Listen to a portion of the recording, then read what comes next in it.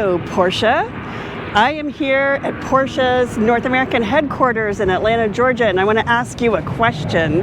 If you had to choose between the Porsche Taycan Sedan or the Porsche Taycan Turismo, which is more of a wagon, it has more cargo space, $86,000 to start, $97,000 to start. Which one would you pick? Well, I'll tell you, it's not an easy choice. And we took a look at both of them. We took a test drive in both of them, and here's what we learned. The sedan is low and elegant. It will remind you of the Porsche Panamera. That is actually what it's built on. It has that really elegant rear end. It has a very spacious trunk and fold flat seats. It seats four. It has four doors. It has handles that pop out when you unlock the car, and it has this really beautiful, elegant, sculpted Porsche front end. So how is the Turismo different? Well, it looks more like a wagon. It's got that squared off rear end, which means more headroom for rear seat passengers if you let anyone ride with you in this beautiful car. The rear end is roughly the same. It looks very much the same. It has those wide hips that the Taycan sedan has. It has this beautiful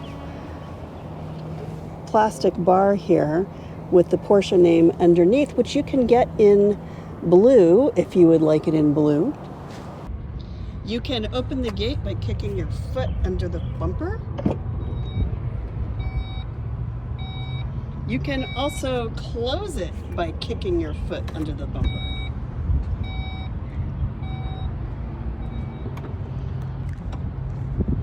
You can lock it.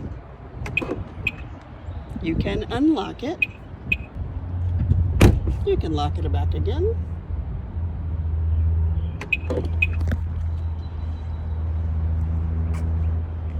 And you can open the frunk.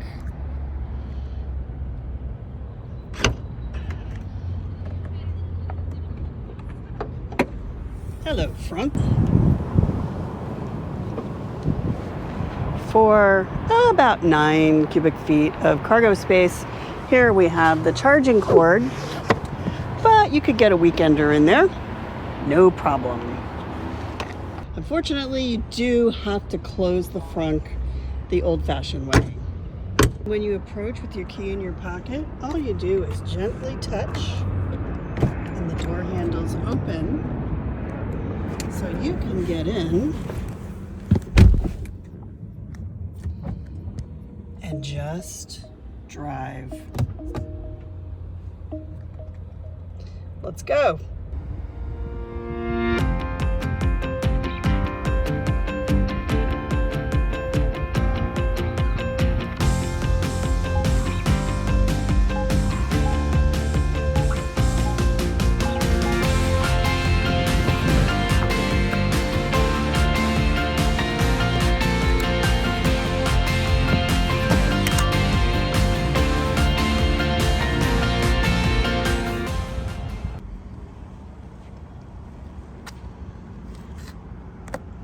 To disconnect it, you push this button and then pull it out.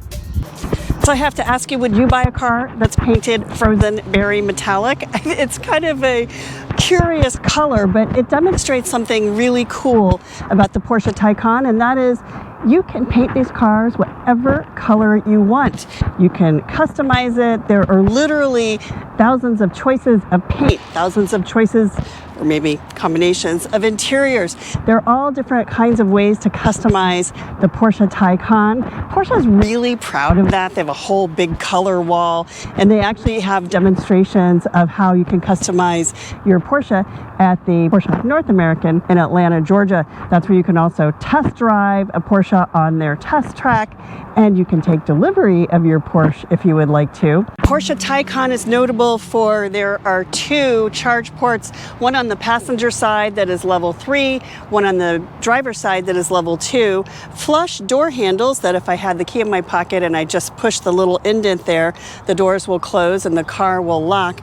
And then this really beautiful rear end. So it's sloped, it has this sort of scooped out spoiler. There is a spoiler that lifts here on the rear when you're going more than about 40 miles an hour. It aids your aerodynamics. And it has the Porsche name underneath a light bar that spans the full rear end, and also the Taycan rear badge. One thing that's nice about this car is it has a really nice sizable cargo area. So you can see here, it's big. You could fit several suitcases and backpacks in here. Lots of space. And the seats fold flat in a 40-40-60 configuration to give you even more cargo space, although you're limited to the height here because of the shape of the rear of the car. Oh, it's Porsche, so I can push the button. I love this light bar. The screen in the Taycan is curved. It's a single piece of glass. It's actually curved on the top to look to fit into the dashboard kind of seamlessly, but then it's also curved forward. So you have a really good visibility with no glare. And you can see here, you can see some of the systems that are on, including there is my regenerative battery setting. You can see my mirrors. You can see the light controls are right here, so I can tap these to turn on or off the lights. There's my map. These are my driver assist features. So this shows me that adaptive cruise is in effect. And then over here, you can see my navigation. This is the current time and my time of arrival. And this shows me the chassis. Over here, these are actual buttons. So I can tap this to turn off the traction control. I can set my suspension here. I can turn to normal, or I can turn it to sport. Behind the wheel of the Taycan, you can tap this button and then scroll to get the view that you would like. So I can get the extended map, I can get the power meter. So that gives us the classic view. I like the extended map because it shows all the areas near you. The Taycan is a car that's known for being hand in glove, driver and car, that you have this very grounded view of the road. The road is right here, your hands are right here, the fenders are right here. Everything that you need to see of the road and feel of the road is literally right here, focused in your field of vision. This is a driver's car. It's designed for roads like this that are twisty and curvy. I'm not gonna go super fast on a road like this, and that's not the intention. The intention is to take these curves and make them fun. And boy, this is the car for this road. I want you to listen to this.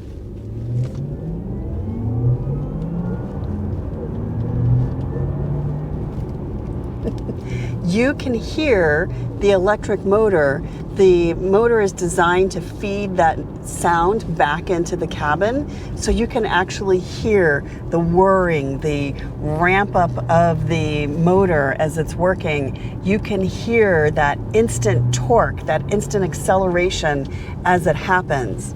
And it sounds good and it feels really good. A lot of people have questions about electric cars because the process of owning an electric car, of how you live your daily life in an electric car, is very different than how we live our lives in gas cars. So for instance, they tell us don't top off your tank, let your gas run down to about a quarter tank or an eighth of a tank, and then refill it to the top. You refill it to full. With batteries, though, it's a very different process. The recommendation is that you charge to about 60 to 80% and you continue to top off. You watch the range on your navigation system, and when you get to a point where you know you're going to need more charge to get to your destination, to finish your day before you get home, then you find a station where you can top off your battery and add something like from 30% to 60%, which you should be able to do at a level 3 charger in a car like this, in a Porsche Taycan. you should be able to get that 30% or 40% charge in about 10 minutes. So that's very different than how we think about fueling our cars. The next thing that you do that's very different from how we live our lives in gas cars is you pull into your garage at night, you plug in your car, and continues to charge overnight until it's done. You can even set it to charge in the middle of the night when the rates are low, or you can set it to charge only to 80%. There's a lot of options so that you can get the full benefit, and you wake up in the morning and you have a full tank of gas. This is the Porsche Taycan Cross Turismo. 375 horsepower, 469 if you use launch control, which I will tell you about. There is a ton to love in the performance of this car, including 228 or so miles on a charge. 20 minutes of fast charging at a DC fast charger will get you to 80% of the battery. And there is absolutely no compromise in the way this car handles on twisty, windy roads, the ones that are really a lot of fun. The roof is long and it's relatively flat. This is actually all a glass panel, a full panoramic sunroof that covers nearly every inch of the interior of the Taycan Cross Turismo. But notice how far you have from here to here. So by eliminating that slope, you've created headroom for passengers and cargo space for even more cargo. So you can bring along the kids and the dog. They're not going to feel cramped. They'll have plenty of headroom, and they even have extra foot room because of how Porsche designed the footwells. We love that Porsche is thinking about everyone, not just the driver, in the Porsche Taycan. It is all Porsche on the front. It's got the quad lights, it's aerodynamic, it has all of the details and all the engineering that it needs to be on fun, twisty, curvy roads. It is long, it's lean, it's linear, it's higher off the ground than Porsche Taycan sedan, and that is to give capability on roads like these. So places like that where you're going to have a trailer and maybe even need to tow something like bikes, you can do that in the Porsche Cross Turismo, but you're still going to have fun on those windy, twisty roads. It does have the very classic, beautiful Porsche look. It's got the light bar across the rear. It has the spoiler. It does have kind of a narrow rear window, so you're going to make good use of your mirrors and the cameras. And the seats fold flat. It's a 40-40-20 fold, so they do fold flat so you can fit more stuff in here. There's another little storage space under here, which is nice to have. And it's not a flat lip here, so the upside is things won't roll out. The downside is not ideal for tailgating, but you could do it, you could do it, you could do it. And you've just driven down a very dusty dirt road and there's dust or mud, worse, on the car. Well, all you have, and the lift gate opens with a kick of your foot underneath the license plate, and it opens. You can also close it that way and keep your fingers pristine and clean. Passenger space in the Cross Turismo is pretty good. Now, this seat is set for my driving position. I'd actually have more space if I were sitting behind me. My front passenger here, though, has his seat a little further back. And because these seats are kind of scooped out there, I still have more space. And look at all the headroom I have. Plus, I have this great panoramic sunroof here that gives me lots of light and gives me a much more open, airy feeling. Rear seat passengers have a little cubby right here. It's not really big enough for my phone. There's a cubby right there where you could pop a few things, maybe like a, I don't know, something small. And there are air vents. There's a armrest here. There are two USB ports right here that are underneath the seat. So they're a little hard to see, but they are here. And there are child car seat latches underneath these little suckers, these ISOFIX covers right here. in the 2 outboard seats. So it does seat 5. There's a seat belt here. So if you're worried about passengers feeling car sick, if you're worried about passengers feeling claustrophobic, the Cross Turismo is a great way to go, especially if you do have passengers regularly along for the ride. So one of the coolest things about this car is your gear selectors over here, your power button's over here, but you never need to touch your power button. All you have to do is put it in park, hop out, and walk away.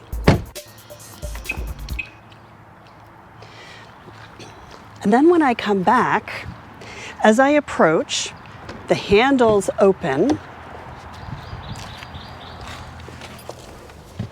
I get in and it's ready to go. All I do is hit the drive button. That's pretty cool. The Cross Turismo is actually designed exactly for the kind of road I'm driving on now. This is a gravel road. It actually goes down to a boat ramp here in the North Georgia mountains. And it's designed, it has flaps and it has cladding around the wheels so that I don't have to worry about dinging the paint or damaging the body of this car. The flaps actually keep all of the rocks and other indignities of the road away from the body of the car. I really like that. I also really like this steering wheel. It has a nice feel to it. All right, y'alls. I'm gonna turn up the vented seat. I'm gonna turn up the air conditioning and let's hit the road. So we have it in silent mode right now.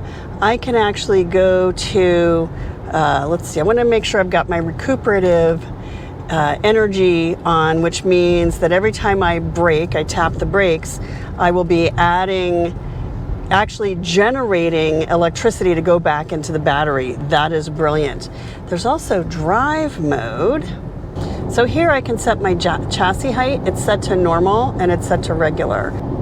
There's also a menu here for the air conditioning system. So I can set this to diffused, focused, which actually blows a much more direct stream of air, or individual, like I can set it up for diffused over here, and you can set it up for focused over here, or I can just set it to diffused. Climate settings are here. You can also tap this button for sport mode, sport or normal, which you see right here, and a few other fast buttons. So there's music, play control here, phone, music, and navigation. So it's nice to have those functions right here. You don't have to look at this. You can just glance and tap. This is a haptic feedback screen. So it actually, when you tap something, you can actually feel the screen vibrate slightly, letting you know that you have indeed touched and activated something. You can't do too much though. It does have heated and cooled front seats, and then you can turn the whole system on or off. Porsche Taycan, the Sedan, and the Turismo. Which one should I take home? How about both?